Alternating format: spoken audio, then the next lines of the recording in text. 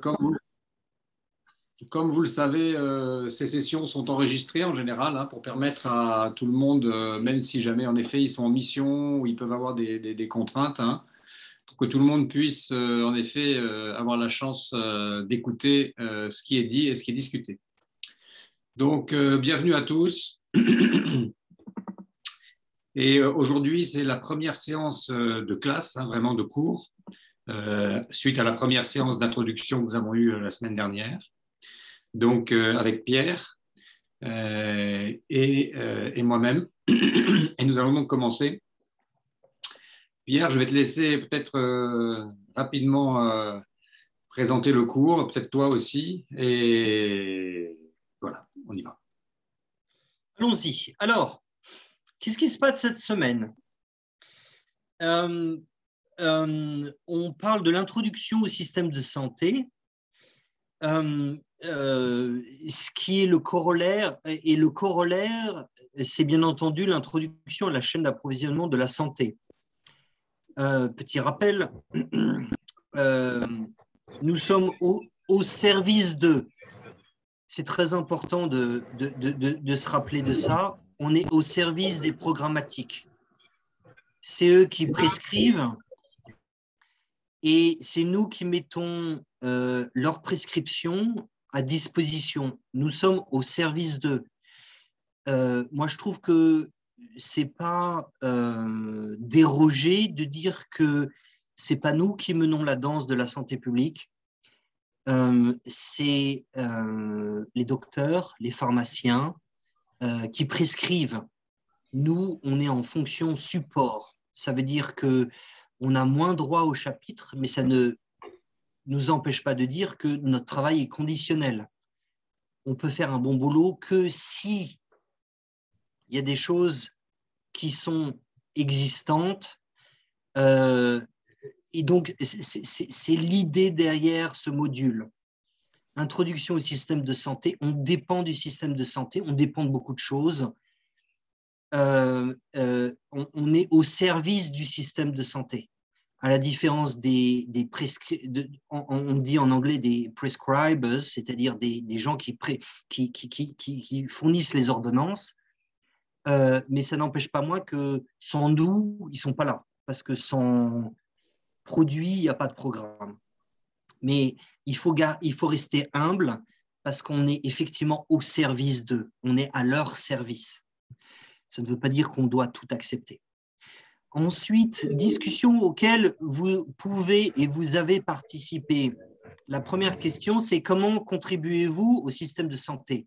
On a vu un certain nombre de personnes participer à cette discussion. Il faudrait qu'il y en ait plus. C'est une manière de dire et de montrer à chacun quel est votre rôle. Ça, c'est votre rôle d'après votre description de job, mais ensuite, votre rôle personnel. On parle dans le module 1 ensuite de la cause fondamentale, et on va y revenir. C'est très important, et c'est tellement important que c'est de Gilles, de Sanjay, de Priyanka et de moi, c'est globalement nos 15 ans d'expérience multipliés par 4 qui est dans cette idée. Si on est capable de distinguer la cause fondamentale du symptôme, un peu comme le médecin dit vous avez mal à la tête, il faut prendre du paracétamol. Oui, mais en fait, vous avez mal à la tête peut-être parce que vous avez un cancer du foie. Il faut distinguer le symptôme, qui est le mal à la tête, du cancer du foie, qui est la cause fondamentale. Et si on ne fait pas cet exercice, à ce moment-là, ça ne sert à rien d'être en chaîne d'approvisionnement. Et ensuite, on vous demande d'exprimer votre opinion sur le module 2, leçon 2. En termes d'études de cas et de devoirs à la maison, on va vous demander de travailler, et on vous a demandé de travailler sur la chaîne d'approvisionnement de la santé de la Tanzanie. C'est un cas qui a été traduit. Et ensuite, on va vous demander de vous impliquer dans le modèle SCORE et dans quelle mesure vous l'utilisez formellement ou informellement dans votre activité quotidienne. C'est très intéressant. Le devoir hebdomadaire, le premier devoir hebdomadaire va vous demander de cartographier les acteurs de votre chaîne d'approvisionnement, celle de Madagascar, et ensuite de modéliser les flux de produits 1, les flux d'argent numéro 2, les flux d'information 3, dans les fonctions opérationnelles. Pourquoi? Parce que une fois qu'on est d'accord sur quels sont les flux de produits qui vont globalement du central vers le périphérique, le flux d'informations qui est essentiellement les commandes vont du niveau périphérique vers le niveau intermédiaire, vers le niveau central et du niveau central vers les fournisseurs. Et ensuite, il y a un flux d'argent pour certains produits. Les produits programmatiques souvent sont donnés par les bailleurs de fonds, alors que les produits, les médicaments essentiels sont peut-être à Madagascar, et c'est vous qui nous allez le dire, ils sont payants quand même, il y a une contribution. Tout ça vous explique le contexte, nous donne le contexte de ce qui peut être un symptôme et de ce qui peut être une cause fondamentale. Donc, c'est très important de faire ce travail. Maintenant, rentrons dans quelque chose que vous connaissez sans doute. Vous le connaissez pourquoi? Vous le connaissez professionnellement et personnellement. Vous avez votre enfant qui dit « aïe, aïe, aïe, voici ce qui se passe ». Et souvent, un parent, le père ou la mère peut dire « mais pourquoi ?» pour essayer de comprendre. En fait, c'est la méthode des 5 pourquoi. Et on vous a cité l'exemple ici d'un problème qui est le symptôme. L'équipe a loupé l'échéance pour envoyer le rapport. Ça, c'est le symptôme. Et en chaîne d'approvisionnement, si vous ne distinguez pas le symptôme de la cause fondamentale, à ce moment-là, ça ne sert à rien d'être dans ce domaine. Je vous parle de mon expérience. Pourquoi? Parce que le symptôme peut être très différent de la cause fondamentale. Le problème ici, c'est l'équipe a loupé l'échéance pour envoyer le rapport. On pose une première fois, pourquoi? 1 sur 5. Et on a une réponse parce que la personne n'était pas disponible pour écrire le rapport. Quelque chose qui vous est arrivé, qui m'est arrivé, qui est arrivé à Gilles, c'est très classique. Deuxième pourquoi? Mais pourquoi la personne n'était pas disponible pour écrire le rapport? À ce moment-là, on a une réponse, deuxième réponse, au deuxième pourquoi, parce que le responsable qui s'occupe du rapport était en vacances. OK. Troisième pourquoi. Pourquoi il était en vacances? Parce que son remplaçant n'était pas là. Quatrième pourquoi. Pourquoi son remplaçant n'était pas là? Parce que son remplaçant n'a pas été désigné au départ de la première personne. Et en fait, c'est la cause fondamentale. Maintenant, on a 4 pourquoi. Si on peut dire le 5e pourquoi, pourquoi le remplaçant n'a pas été désigné à son départ, peut-être qu'on pourrait répondre. Et Serge, où on peut demander à quelqu'un dans les participants, qu'est-ce qu'il imaginerait pour le 5e pourquoi? Pourquoi le remplaçant n'a pas été désigné à son départ? Est-ce que Malala, Madame Malala, peut-être, si elle est disponible, peut-elle nous expliquer quel serait le 5e pourquoi? Est-ce qu'elle est disponible? Qu'est-ce qu'elle peut imaginer?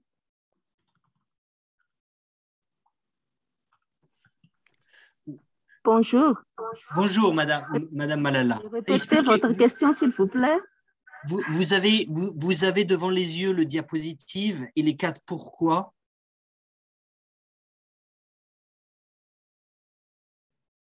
Est-ce que vous avez devant les yeux le diapositive et les 4 pourquoi?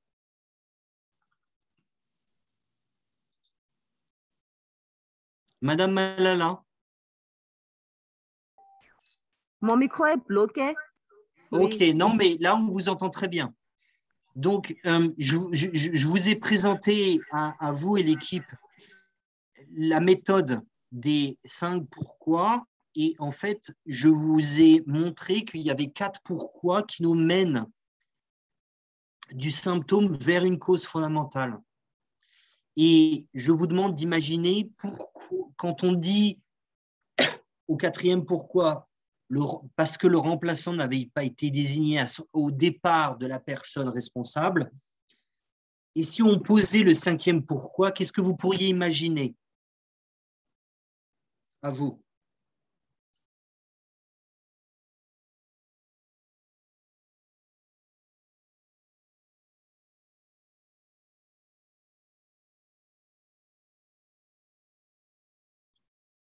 Peut-être on peut demander à quelqu'un d'autre, Pierre, parce que c'est problématique. Allô? Allô, oui, madame. Madame Malala. Allô? On vous écoute, madame. Oui. C'est dépend de l'organisation administrative. Pierre, ton micro est coupé.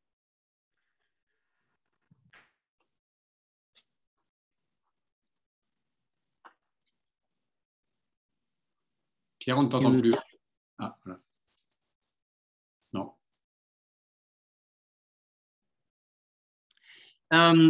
Madame Malala, Sanjay, you need to unmute to give the people some rights to unmute. Madame Malala, pourquoi, pour des raisons administratives, est-ce que vous pouvez être plus précise?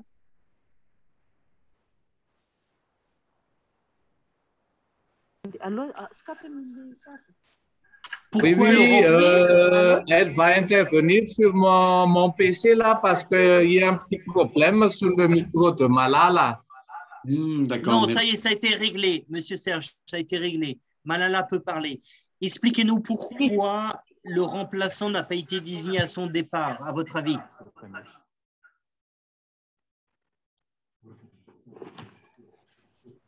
Organisation de ressources humaines. Plus précisément, soyez précis.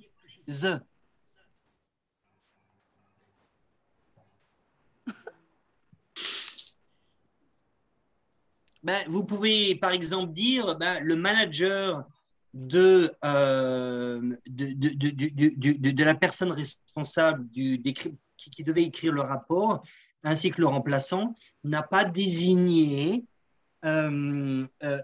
était au courant du départ du responsable, mais n'a pas désigné son remplaçant.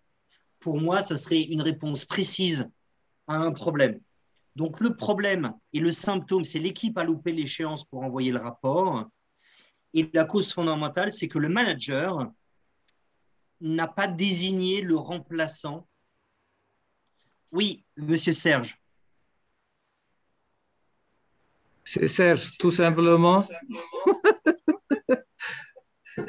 Je pense qu'il y a un petit problème sur la passation de service là. C'est ça le pourquoi? Oui, mais plus précisément un problème pour la passation des services. Il faut être très précis.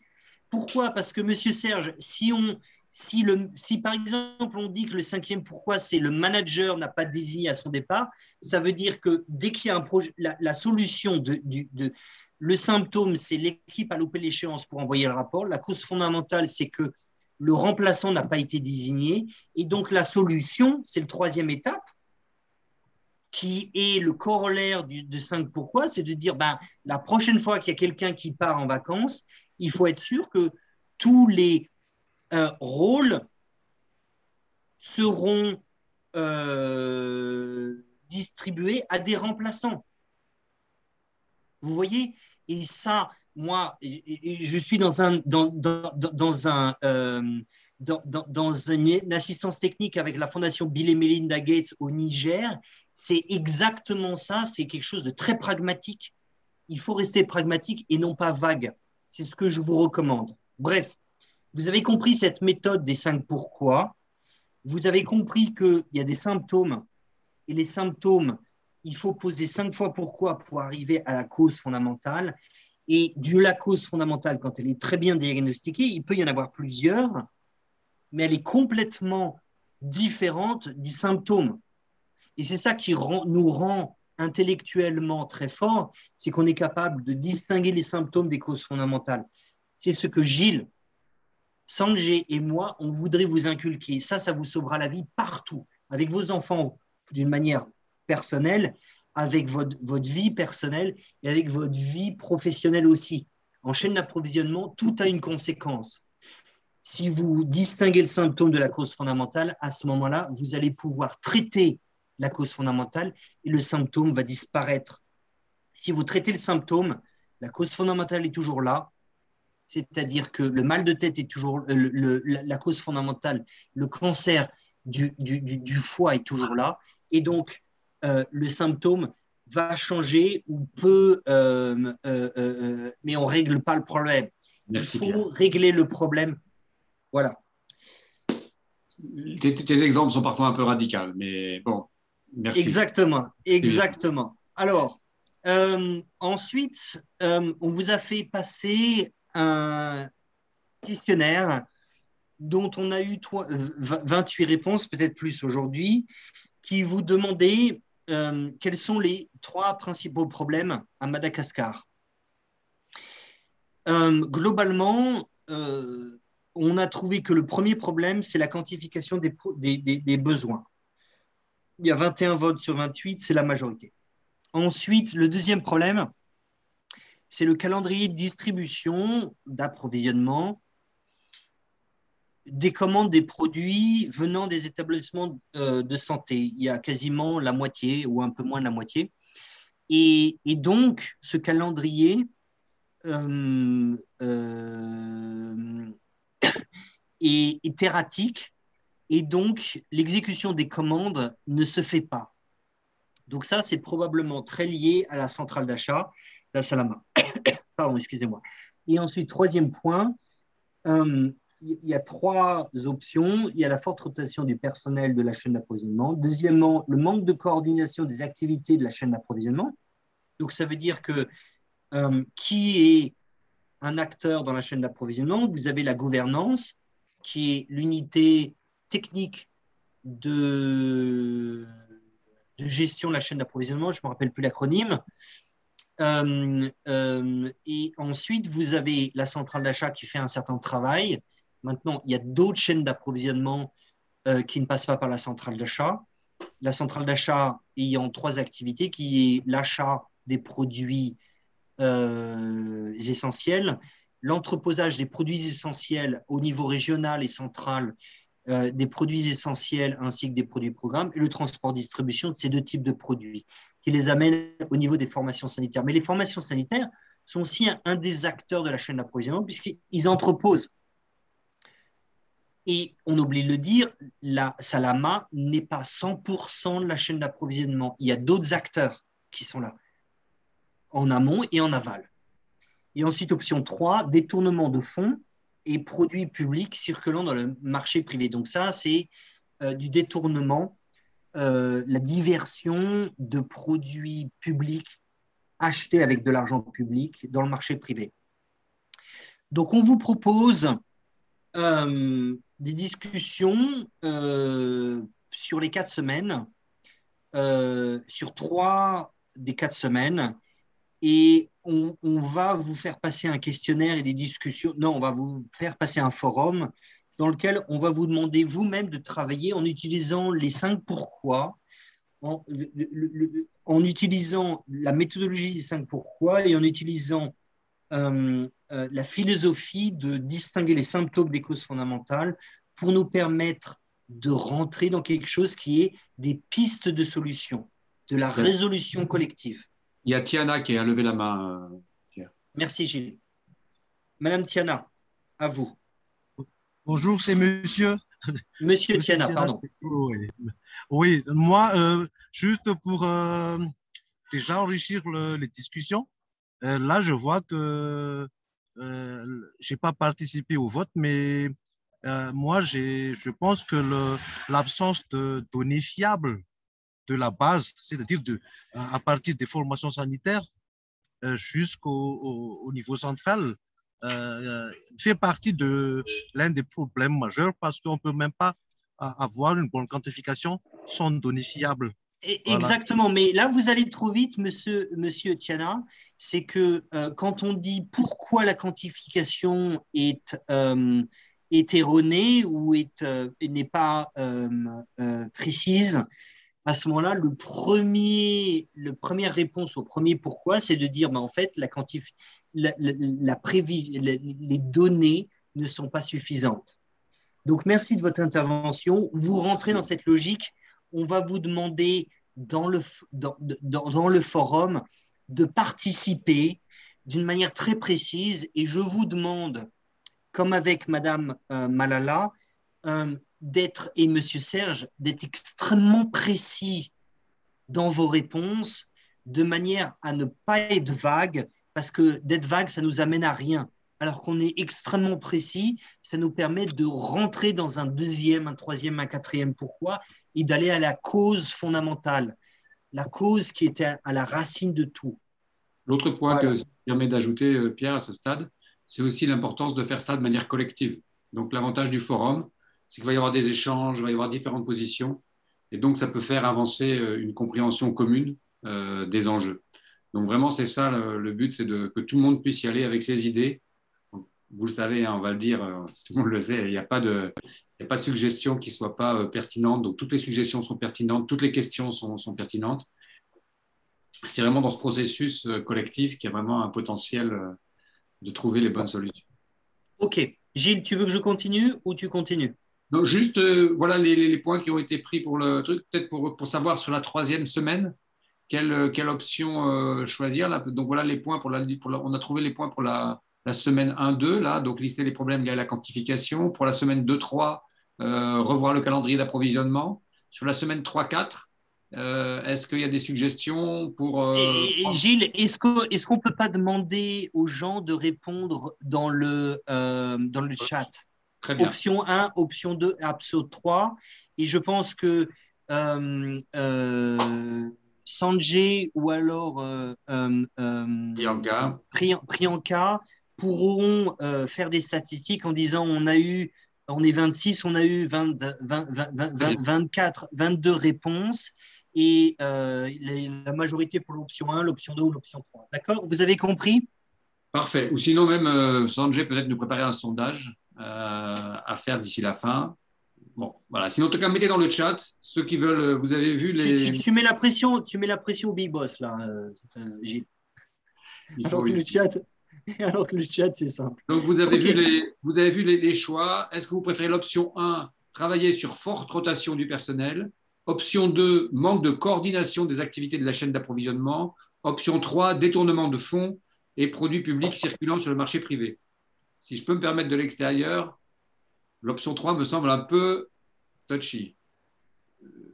Mais bon, c'est un avis personnel. Je me concentrerai sur l'option 1. Mais Gilles, il n'est pas polémique. Moi, je suis polémique. Oui, mais je ne suis pas d'accord que tu décourages 26 participants, alors que la cause fondamentale de ça peut être très intéressante, beaucoup plus intéressante que la forte rotation du personnel qui existe. Donc, n'hésitez pas. Bon, n'hésitez donc pas à choisir option 1, option 2 ou option 3 pour qu'elles soient prises en compte dans les prochaines sessions. Oui, merci Sanjay de copy and paste these 3 options in the chat. Thank you. Merci beaucoup. Donc aujourd'hui, après cette introduction qui a pris un peu plus de temps que prévu, mais c'était important, on va travailler sur… Ce que je dis, Gilles, c'est toujours important. Je sais, Pierre, c'est pour ça que je le dis. On boit tes paroles, Pierre. Donc, on va avancer sur le travail donc, de la compréhension de la chaîne d'approvisionnement en santé publique et on va regarder un peu on va essayer de faire des schémas représentatifs de cette chaîne d'approvisionnement, regarder les acteurs et comprendre les niveaux de centralisation et décentralisation. Donc, vous connaissez le système, vous levez la main si vous voulez parler, vous utilisez le chat, d'accord, et on essaiera de répondre à toutes les questions qui vont se présenter.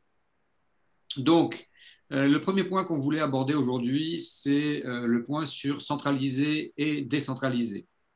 Donc, il y a des systèmes qui sont centralisés, vous les connaissez, enfin, vous pouvez imaginer, et des systèmes décentralisés.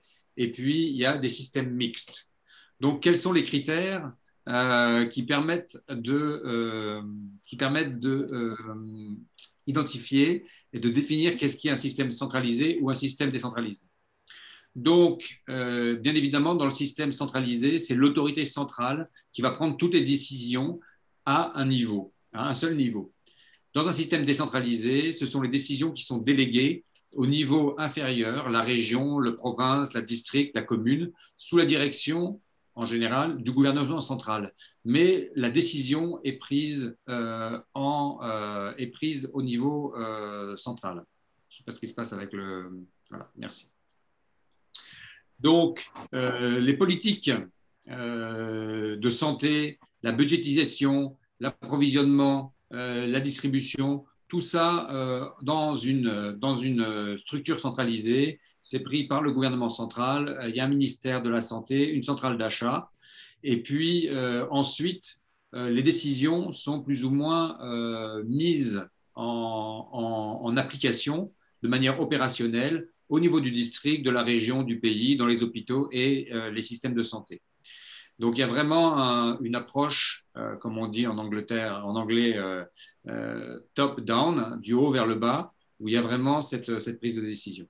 Ensuite, quand on est dans un système plus centralisé, au contraire, hein, il peut y avoir des décisions politiques très générales qui sont prises au niveau central, mais aussi des décisions tout à fait beaucoup plus, par exemple, le contrôle des budgets, hein, des décisions même politiques sur les acteurs à impliquer, sur l'approvisionnement, voire des entrepôts locaux gérés de manière complètement autonome, une distribution de manière autonome, des achats faits de manière autonome par les hôpitaux, par les entrepôts régionaux, voire parfois par les hôpitaux de santé et les établissements de santé. Donc, il y a vraiment toujours bon, il y a des structures par pays qui sont vraiment clairement définies comme étant très centralisées et d'autres qui sont décentralisées. Il y a toujours souvent une volonté, hein, quand on est très centralisé, d'aller vers plus de décentralisation, ou quand on est très décentralisé, d'aller vers plus de centralisation, parce que chaque système a ses avantages. Donc, quand on est dans un système très décentralisé, souvent, on va se dire, ah bah, ce serait quand même beaucoup plus simple si tout était centralisé. On paierait moins cher, on aurait moins de surstock, on pourrait mutualiser pas mal de choses. Et puis, quand on est dans un système très centralisé, souvent, on va dire, bah, ce serait quand même mieux si on avait un système décentralisé, il y aurait plus d'autonomie budgétaire, il y aurait une connaissance plus fine des enjeux locaux, il y aurait une capacité de réactivité beaucoup plus rapide. Donc, ce sont ces choses-là, hein, qui montrent un peu les différences entre un système centralisé et un système décentralisé. Et donc, ce qui marche en général, bah, c'est de trouver le juste milieu, le juste équilibre entre la centralisation et la décentralisation. Rapidement, pour avoir un peu votre ressenti là-dessus, on va faire un petit sondage pour savoir à Madagascar, selon vous, hein, est-ce que vous êtes dans un système très centralisé? Réponse 1. Est-ce que vous êtes dans un système décentralisé? Réponse 2. Ou est-ce que vous êtes dans un système mixte? Alors, si on peut lancer le sondage, voilà, je vous demande de bien vouloir répondre à ces questions. Ce sera intéressant, d'autant plus qu'il y a des représentants du système centralisé et il y a des représentants du centre et des représentants des régions qui participent à ce cours. Donc, ça devrait nous permettre d'avoir une certaine idée. Pendant que vous répondez au sondage, on va avancer sur le point suivant, qui est une question importante que l'on se pose souvent, hein, dans la chaîne d'approvisionnement pour bien comprendre comment ça fonctionne. Gilles, yes. Can we just wait for a minute, because I think the response of the poll would be interesting to explain, so that we don't go too far. Otherwise, we have to come back and explain the poll again. Donc, on va attendre juste que vous ayez finalisé le poll. Si jamais le sondage, on en est où d'ailleurs sur le sondage?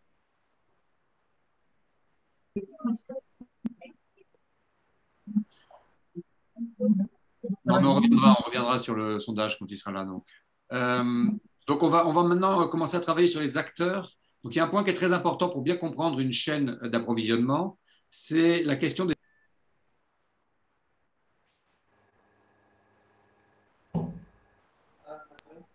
Donc, alors, bon, on voit qu'on a des réponses assez variées, hein, puisque 50% des personnes disent qu'il y a un système mixte, donc à la fois centralisé, à la fois décentralisé, mais il y a quand même 30% de personnes qui disent que c'est un système centralisé, et il y a 25% qui disent que c'est un système décentralisé. Alors, on va peut-être prendre quelques points là-dessus. Si jamais il y a des réactions que vous voulez faire, on pourrait se demander, est-ce que les 30% qui pensent que le système centralisé, ce n'est pas ceux qui sont en centrale, ou au contraire, peut-être ceux qui sont décentralisés, qui voient ça de l'extérieur et qui se disent, bon, bah, c'est très centralisé, ou au contraire, bon, je ne sais pas. Est-ce qu'il y a des commentaires là-dessus? Parce que vous êtes tous à Madagascar, vous travaillez tous dans le système de santé. Ça fait une représentation assez différente, en fait, hein, du système de santé. Est-ce que quelqu'un veut lever la main pour commenter ou dire son point de vue? Par exemple, quelqu'un qui aurait voté pour mixte. Malala nous dit que le système est centralisé. Quelqu'un veut commenter là-dessus? Bon, on pourra y revenir. N'hésitez pas à en discuter sur le forum. Voilà, il y a une main qui s'est levée. Excusez-moi, j'ai vu la main qui s'est levée, puis la main est repartie. Oui. Et voilà. Madame Faratiana Randrana Solo, s'il vous plaît. On vous écoute. Bonjour à tous. J'aimerais juste demander c'est quoi les facteurs qui déterminent que c'est centralisé ou c'est décentralisé ou c'est mixte? C'est par rapport à l'achat ou c'est par rapport à la quantification ou c'est par rapport aux structures au niveau des régions, des districts ou du central? Merci. Merci. Donc, en fait, c'est vraiment une fine balance à trouver entre où est-ce que les décisions sont prises. Donc, en effet, si toutes les décisions budgétaires, si toutes les décisions en termes de commandes, si toutes les décisions en termes d'achat, si les décisions en termes de, par exemple, d'allocation des quantités, si tout est pris en centrale au niveau de Tananarive, vraiment de manière centralisée, au niveau du gouvernement central, alors on est dans un système très centralisé. Par contre, si le système central, le gouvernement central se limite à, par exemple, publier des politiques sur la manière dont les choses doivent être faites, mais que l'autonomie totale sur les budgets, par exemple, si chaque région est indépendante en termes de budget, qui peuvent allouer en fonction de leurs besoins locaux, de la manière dont ils ont fait les évaluations des besoins, s'ils peuvent stocker et acheter notamment localement, directement à l'étranger, voire avec des systèmes de refacturation en interne. Là, on est dans un système extrêmement décentralisé. En général, ça existe notamment, principalement dans les États fédéraux, comme par exemple l'Éthiopie ou le Nigeria, où les États c'est une fédération, le gouvernement est une fédération d'États qui sont très autonomes. En général, ça n'existe pas dans des États où justement il n'y a pas de fédération, mais où il y a un État central. On n'est pas dans une décentralisation à ce point-là, où les budgets pourraient être complètement autonomes sur chaque région.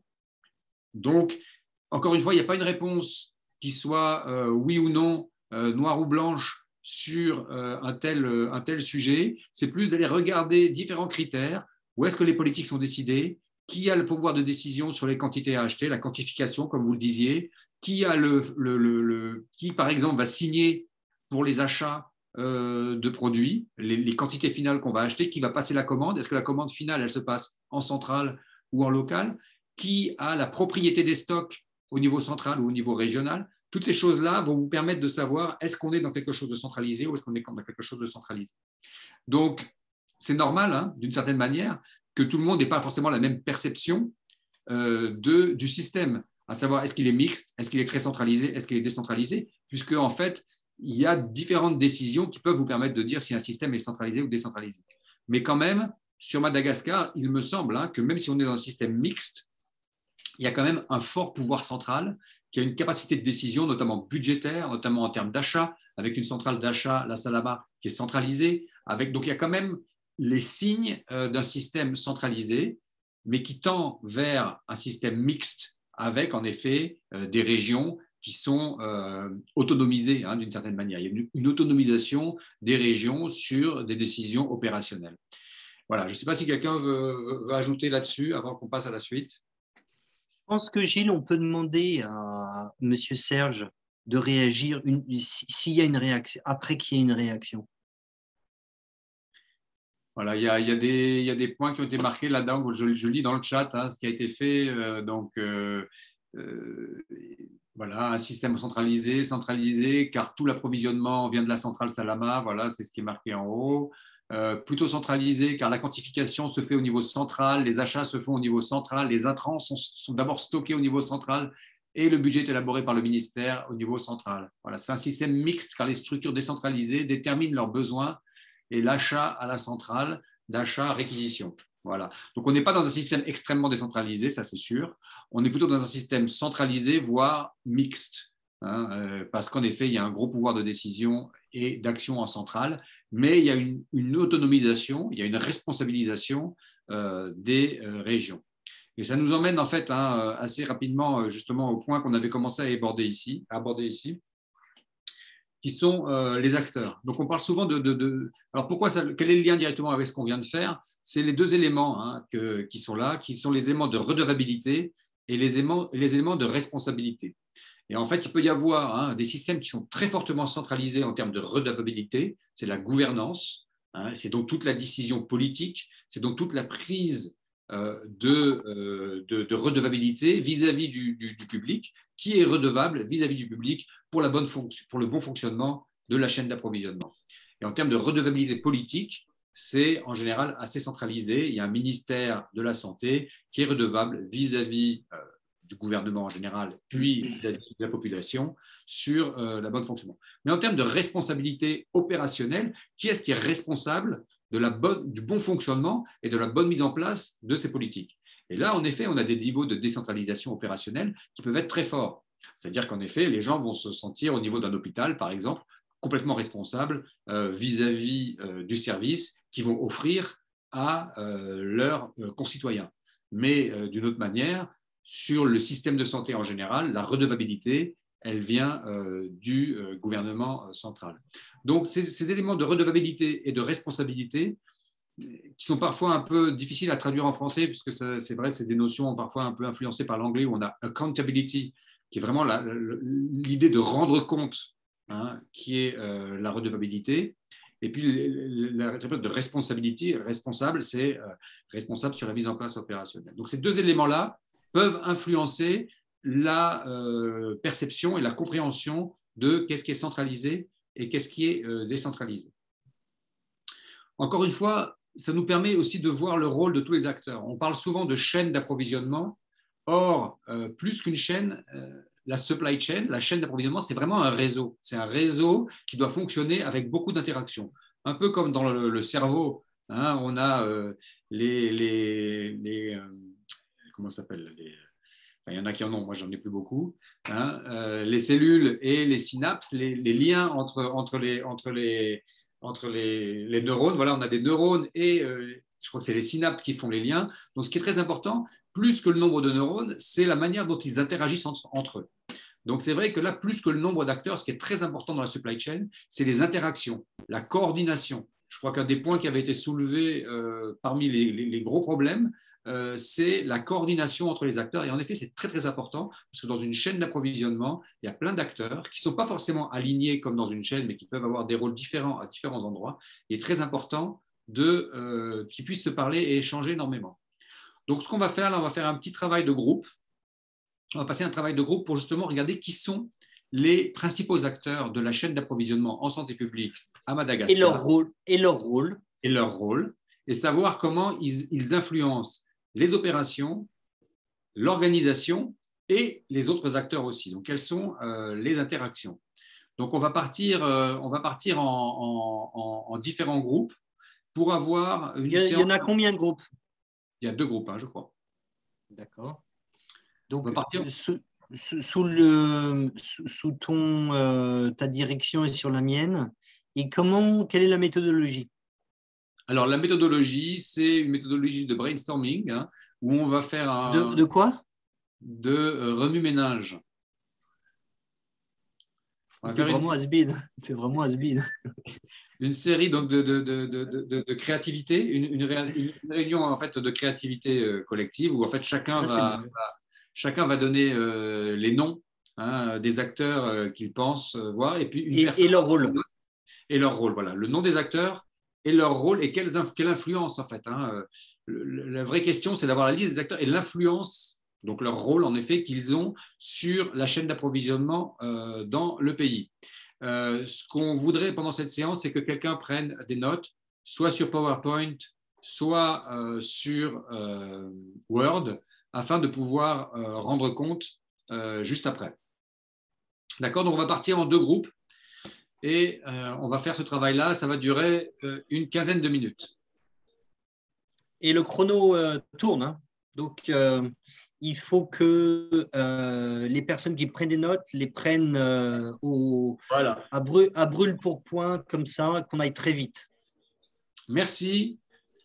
À tout de suite. À tout de suite. C'est 15 minutes, hein, c'est ça, Sanjay? 15 minutes, Sanjay? Yeah, 10 to 15 minutes, yeah. OK. 10 donc to 15 or? Let's say this minute and then voilà. OK, donc on a 10 minutes. Debrief. 10 minutes. Voilà, 10 minutes de travail de groupe, 10 minutes de travail de groupe, faire un rapide brainstorming sur qui sont les acteurs, qui sont, pardon, les bailleurs de fonds. Excusez-moi, la question clé, ce ne sont pas tous les acteurs, c'est les bailleurs de fonds. Et Gilles, pourquoi on ne pourrait pas étendre ça à les acteurs? Faisons tous les acteurs, excuse-moi. On va faire la question sur tous les acteurs. Qui sont tous les acteurs de la chaîne d'approvisionnement et quelle influence on peut segmenter ça par bailleur de fonds, premièrement. Deuxièmement, agence d'implémentation technique. Troisièmement, opérationnel. Très bien. OK, très bien. Allons-y. On part en groupe. Préparez-vous, quelqu'un devra prendre des notes. Can you send us in groups?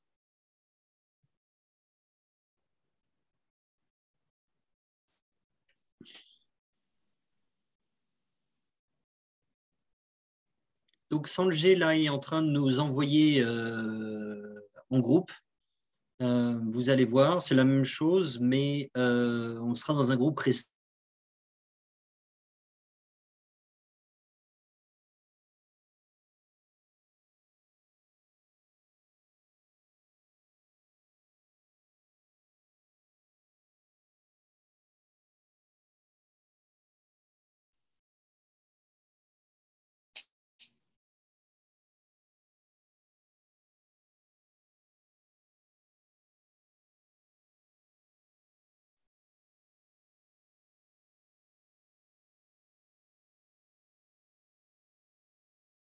Est-ce qu'on est en sous-groupe là?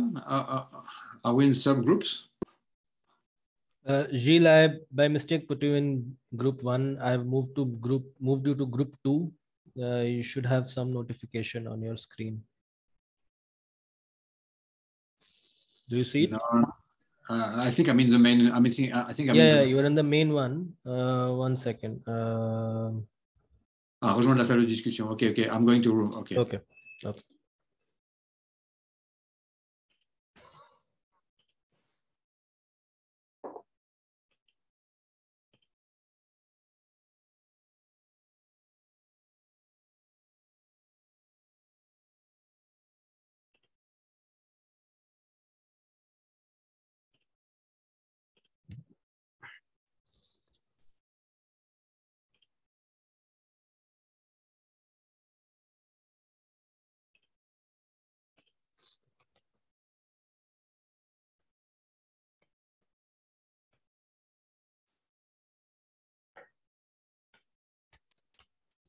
ये मैं तो कुछ खाने के लिए बोला, तुमने तो पीने के लिए. Okay.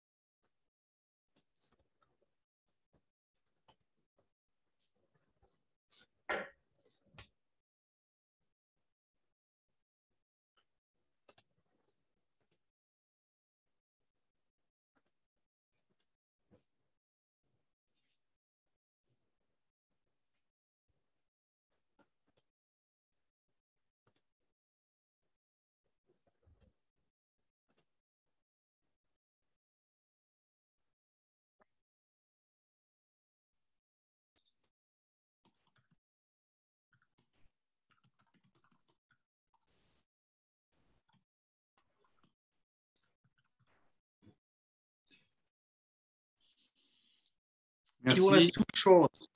It was very short, yeah. Especially that we struggled a bit for some time. Sanjay, this is too short. 10 minutes is not enough. C'est un départ, c'est un départ, c'est un départ. Il faut voir le verre à moitié plein, Pierre, le verre à moitié plein. Si ton verre est vide, Pierre, aussi, comment veux-tu être heureux? Mais celui-là aussi. Merci en tous les cas à tous pour ce travail d'équipe. Je propose qu'on écoute peut-être ce que la première équipe a pu C'est faire. qui la première équipe? Je crois que c'était vous, Pierre. Non, moi je crois que c'est vous. D'accord, on peut y aller. Moi, j'ai pas de problème. On va... je voudrais demander, alors parce qu'on n'a pas eu le temps de choisir qui c'est qui allait rendre compte. Comme on a eu des petits problèmes pour la prise de notes, c'est moi qui ai pris les notes, mais ce serait bien peut-être. Alors, quand on a fini, Anitra, Madame Anitra, c'est vous qui parliez. Est-ce que ça vous embête de représenter un peu là, de prendre la parole là maintenant et de représenter les discussions? Je sais qu'on n'en a pas parlé en groupe, c'est pas très juste de vous demander ça comme ça là, mais ce serait bien si vous acceptiez, ça nous arrangerait. Si vous pourriez présenter, je vais partager mon écran.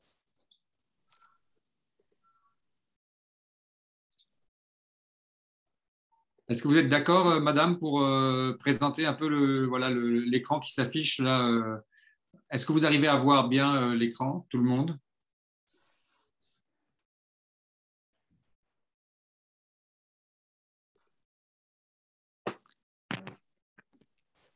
Allez, vas-y. Est-ce que je peux le faire parce que je ne sais pas si c'est manche que vous voulez ou bien. Allez-y, madame. Ok. Donc, pour les activités, il y a les noms d'abord. Salam, centrale d'achat. Salam et centrale d'achat, ce sont les mêmes pour moi. Hein, Oui, parce c'est la que même. c'est Salam, la structure de public pour le central d'achat des médicaments ici à Madagascar.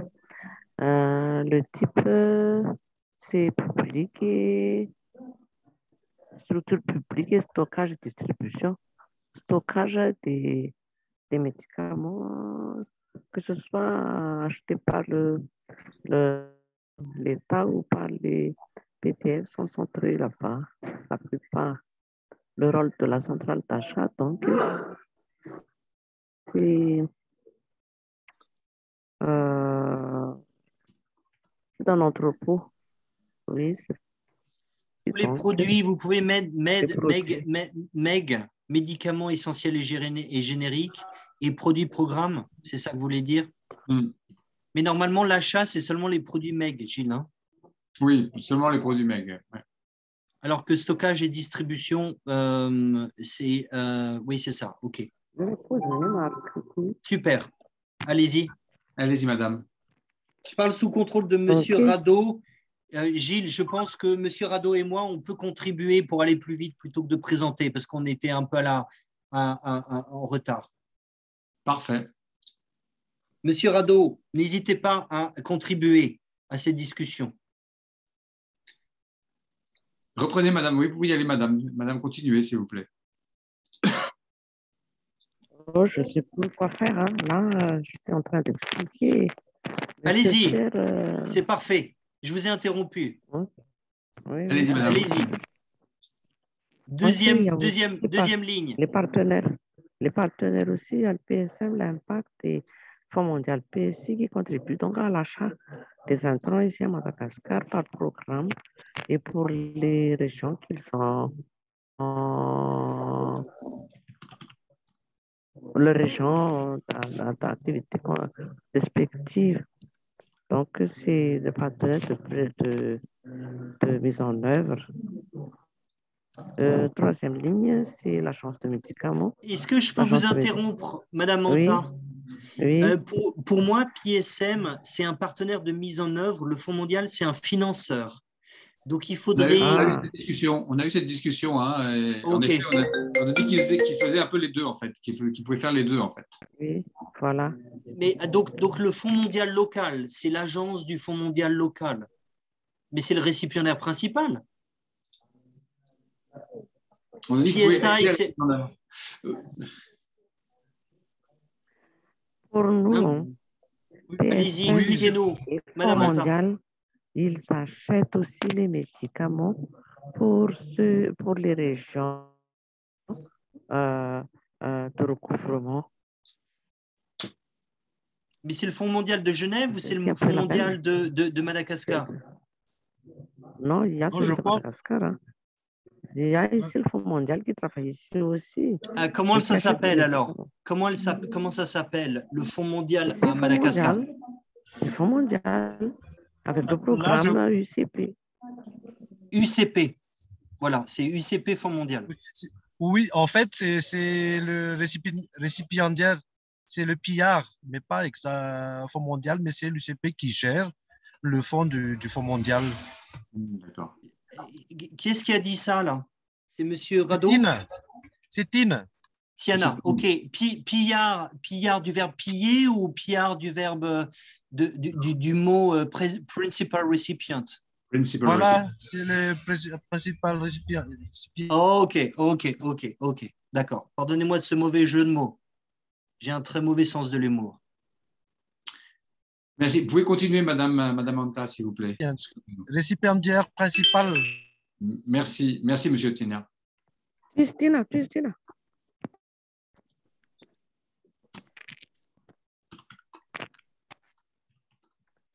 Donc, dans la troisième ligne, l'agence de médicaments, c'est une structure publique du ministère de la Santé dans la direction des agences de médicaments de Madagascar. Oui. Il assure donc que la qualité, la régulation et l'autorisation des mises sur le marché des produits, quelle que soit la provenance. Il se base aussi sur les préqualifications de l'OMS. Il y a les autres partenaires comme USAID, UNFPA, UNICEF. Et je pense que le Fonds mondial, il y a Gavi ici et il y a probablement l'Union européenne ainsi que les autres ambassades, non? Banque mondiale. Banque mondiale, tout à fait. Fonds mondial. Il n'y a pas qu'un fonds qui est mondial, il y a plusieurs fonds. Gilles? Tu es sûr de ça? Ouais. Ils ont les poches pleines. Banque mondiale. Union européenne et autres unilatérales. Madame, il y avait d'autres points que vous vouliez rajouter là, sur cette case? Pardon. UNICEF, USAID, UNFPA, une banque mondiale, il y a l'Union européenne et autres bailleurs, oui, mais ce sont des petits ONG qui sont la plupart financés par USAID. Donc le bailleur, tout. Oui. Donc, ce sont des partenaires. Ils continuent donc l'acquisition des intrants pour certaines activités à définir, comme le NFPA, il finance surtout celui de la santé de la mère, l'UNICEF, celui de la santé de l'enfant, ainsi que la vaccination. Donc, chacun a sa particularité dans l'aide. La ligne d'approvisionnement en soluté massif, c'est une structure de fonction de structure publique qui se focalise donc dans l'approvisionnement des solutés. Ok, c'est ça. Les solutés massives, donc, telles que les sérums glucose et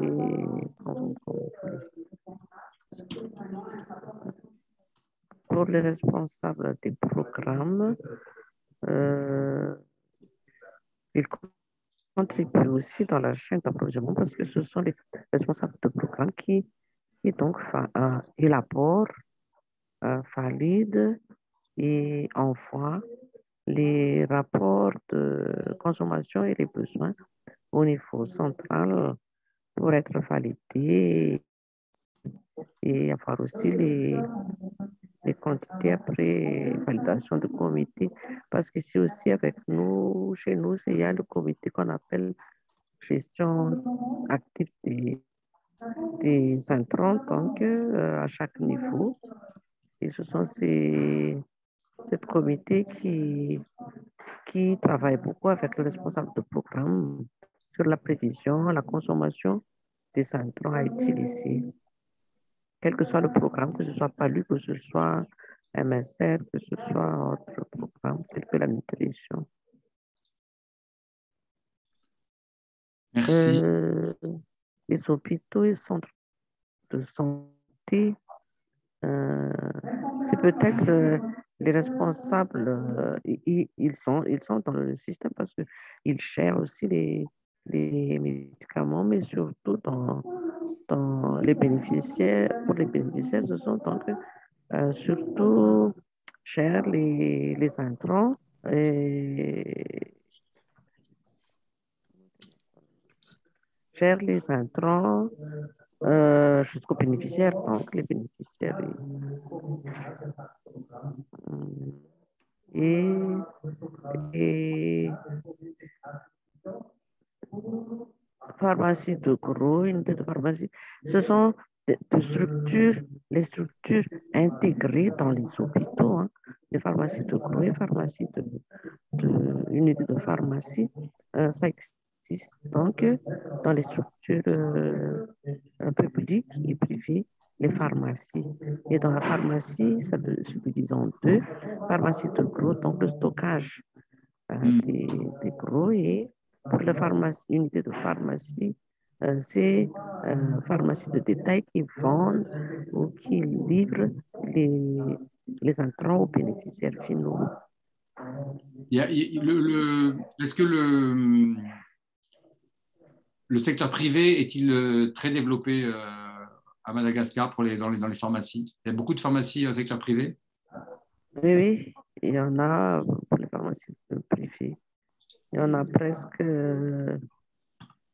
4 à 5 à chaque grande ville pour les pharmacies privées. Là. Et même dans les hôpitaux, dans les cliniques privées aussi, il y a les pharmacies. Hein. D'accord, très bien. Oui. Merci beaucoup, hein, vraiment, madame, pour avoir rendu compte un peu et enrichi un peu la discussion que nous avons eue. Je ne sais pas si le groupe 2, si le groupe 1 ou groupe 2, je ne sais plus, veut rajouter là-dessus quelques points sur la base de votre discussion, ou si vous voulez faire la présentation. Monsieur Rado, vous avez quelque chose d'autre à dire, mais je crois que c'est beaucoup plus détaillé que ce que nous avons fait, à moins que Monsieur Rado ait quelque chose à dire.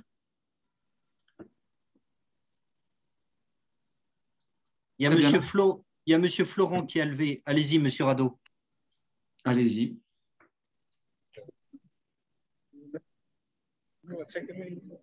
Oui, il y a encore dans le secteur privé, il y a les dépôts des médicaments qui assurent la distribution des médicaments aux clients dans les bourses. C'est ça dans le secteur privé, à part des pharmacies, parce que les officines se trouvent seulement dans les villes.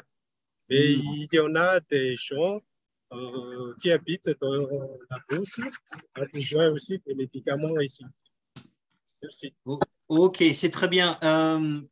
Gilles, on n'assure pas la distribution, c'est qu'on distribue. Ça, c'est du jargon. Mais bref, je te dis ça en passant. Tu es quand même mon boss. Je pense que les hôpitaux et les centres de santé, ils gèrent les médicaments. En fait, ils stockent les médicaments qui reçoivent du niveau supérieur.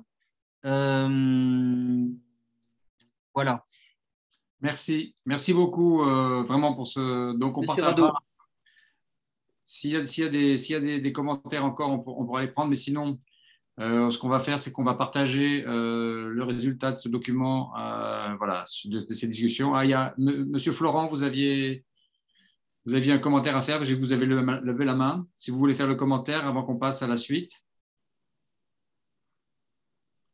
Oui, effectivement, il faut aussi ajouter le niveau communautaire, parce que là, la gestion communautaire au niveau des collectivités, donc il faut ajouter les agents communautaires qui font aussi la gestion des intrants, agents communautaires Les agents communautaires, merci. Oui, oui. Ils font la prise en charge des malades et la question des symptômes.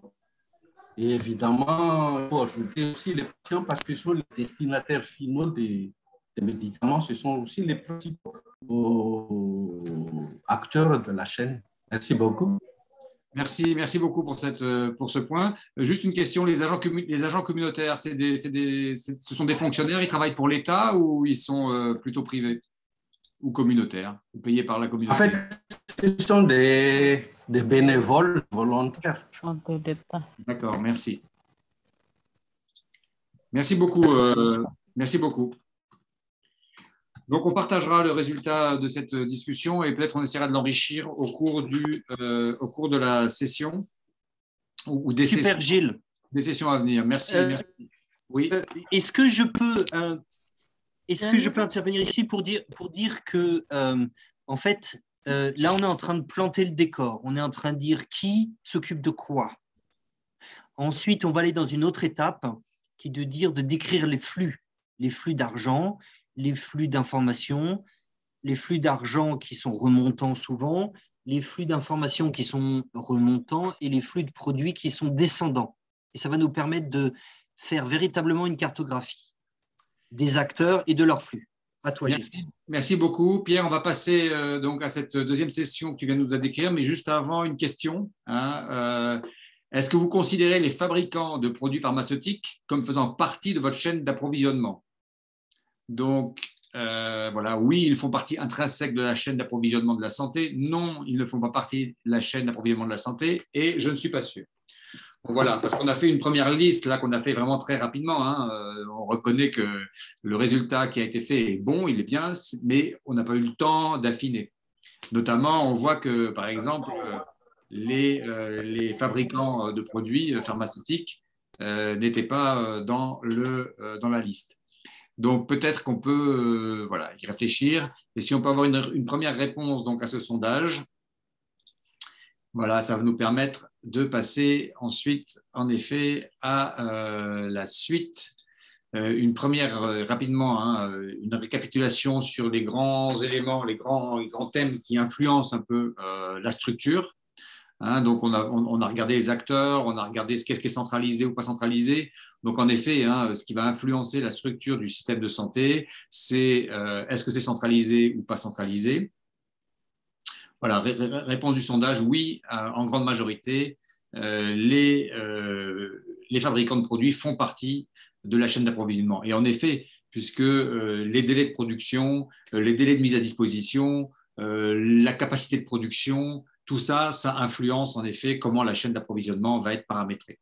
Donc ça, c'est en effet un élément important de la structure.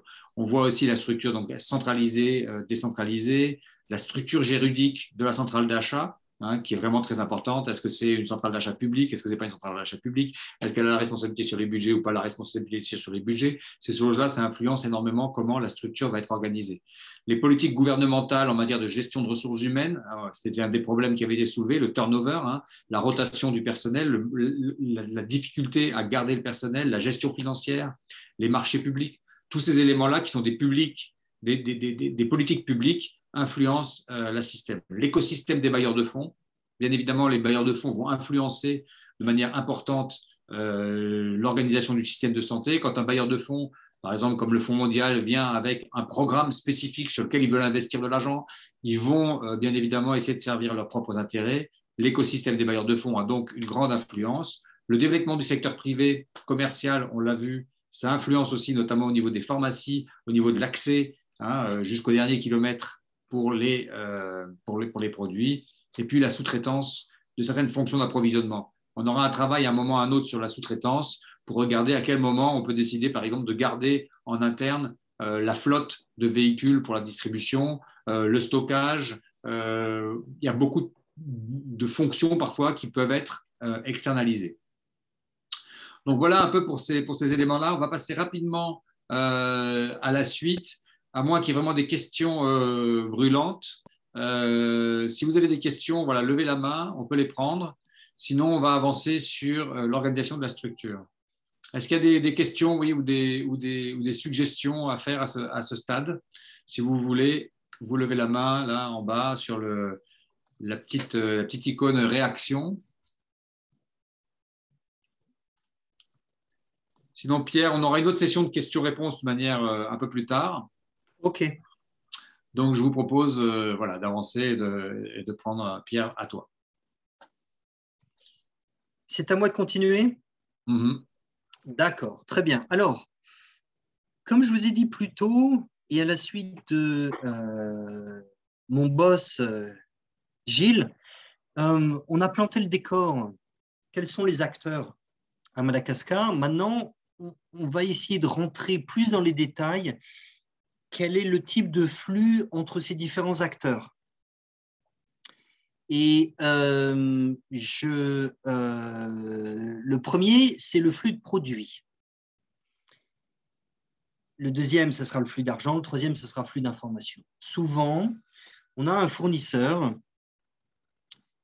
donc on parle que de produits, pas d'argent et d'informations, qui expédie les produits de son entrepôt, qu'il soit au Pakistan, en Inde, ou alors à Madagascar, il y en a quelques-uns.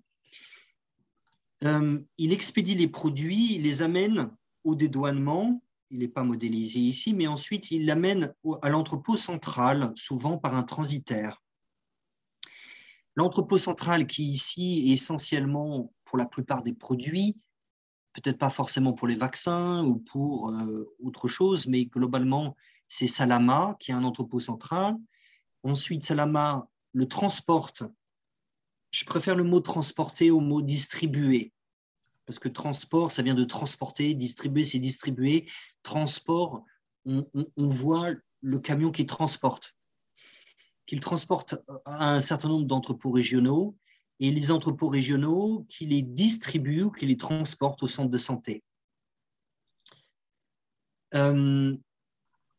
Maintenant, il y a une erreur ici, c'est que le service d'achat de la centrale d'achat, elle passe une commande. Ce n'est pas un flux d'argent, de produits, c'est un flux d'informations. Donc, il faut véritablement bien comprendre ça. Maintenant, on passe à quelque chose de plus complexe où vous avez 3 fournisseurs. Vous avez des bailleurs de fonds qui donnent l'information aux fournisseurs, mais aussi qui les payent. Donc, il y a un flux d'informations, il y a un flux d'argent, et les différents fournisseurs ont un flux de produits. Le produit se déplace du fournisseur 1, 2, 3. Ils vont à différents entrepôts. Vous avez l'entrepôt le plus haut, l'entrepôt de la centrale d'achat. Vous avez un entrepôt central privé qui est probablement le grossiste répartiteur de Madagascar. Et vous avez aussi le fournisseur numéro 3 qui importe et qui attendez, je perds le mot, qui expédie à l'entrepôt central d'une ONG, on peut parler de PSI. Et ensuite, vous avez différents véhicules distincts qui l'amènent au niveau régional, voire même quelquefois au centre de santé directement. Ici, on peut vous montrer qu'il y a différents modèles. Ce premier modèle, c'est essentiellement intégré, tout passe par l'entrepôt central. Vous avez ici un modèle qui est moins intégré, où vous avez un entrepôt central de la centrale d'achat, l'entrepôt central privé et l'entrepôt central ONG. Voilà. Ensuite, en termes d'argent, qui paye les produits et comment le flux se fait-il? Souvent, pour les produits MEC, vous avez les patients qui payent les formations sanitaires. Les formations sanitaires payent la centrale d'achat ou alors payent les pharmacies privées lucratives et l'argent remonte jusqu'au niveau central. Quelquefois, vous avez le gouvernement qui contribue à ça, c'est souvent le cas, qui paye un certain pourcentage de ça à la centrale d'achat. c'est rare que on paye, le gouvernement contribue aux pharmacies privées lucratives, mais souvent ce sont les bailleurs de fonds.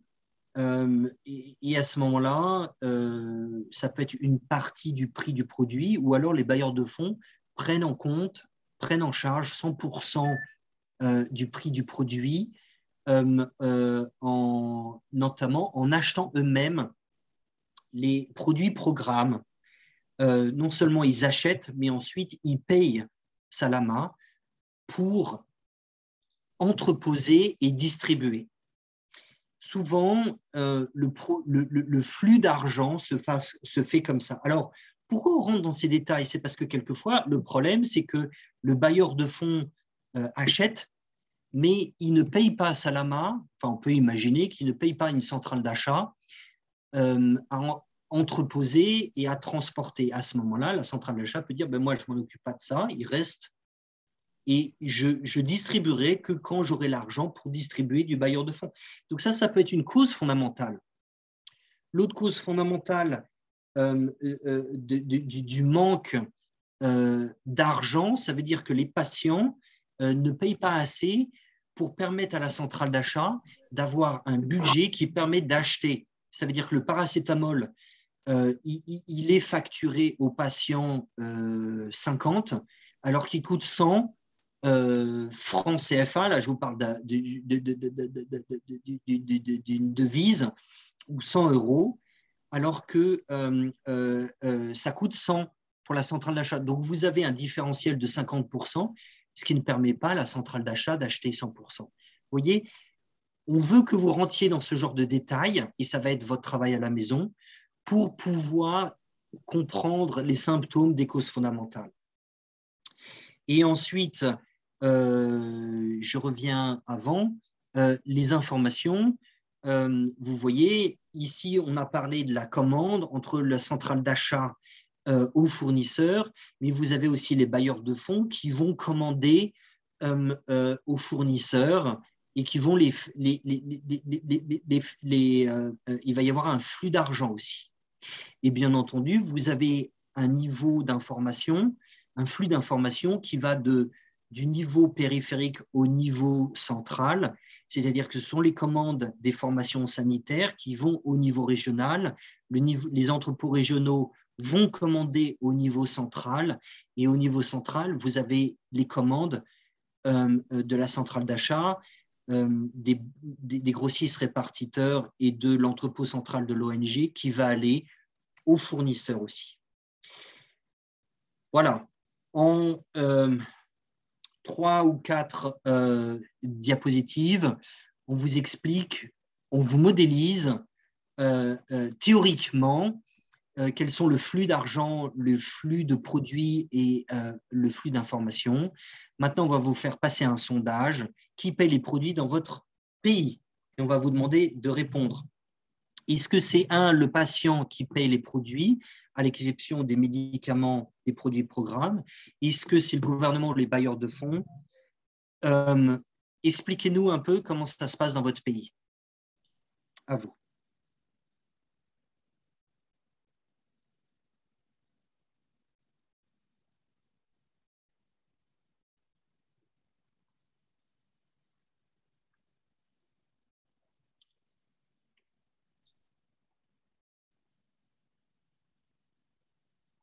À vos écrans maintenant, et on va obtenir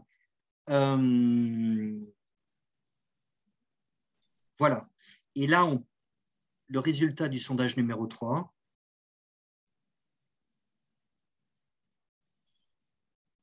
Que l'on attend. Est-ce que vous avez tous bien répondu?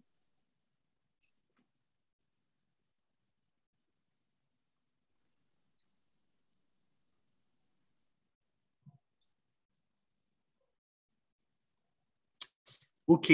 Donc, il y a une majorité de gens qui pensent que c'est le patient qui paye, à l'exception des produits programmes. Il y a un certain nombre de personnes qui disent que le gouvernement y contribue et les bailleurs des fonds payent pour les produits. Donc, ici, le sondage n'est pas tout à fait parfait parce que